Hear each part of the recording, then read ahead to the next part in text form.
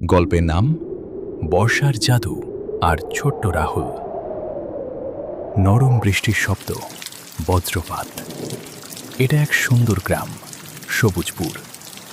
বর্ষাকাল এলেই গ্রামটা যেন নতুন করে প্রাণ পায়।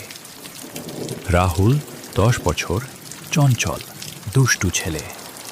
মা স্নেহশীল, সাবধানী বন্ধু। মিনা বুদ্ধিমতী মেয়ে। বৃষ্টিতে খেলাধুলা, রাহুল বাইরে দৌড়ে যায়।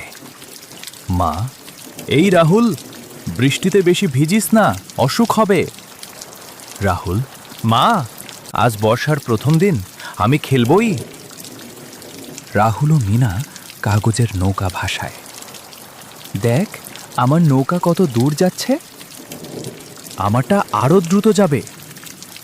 হঠাৎ নৌকা স্রোতে ভেসে দূরে চলে যায়। হঠাৎ বৃষ্টি আরো জোরে নামতে লাগলো। মিনা, রাহুল, চল বাড়ি যাই, পানি বাড়ছে। রাহুল, আর একটু খেলি।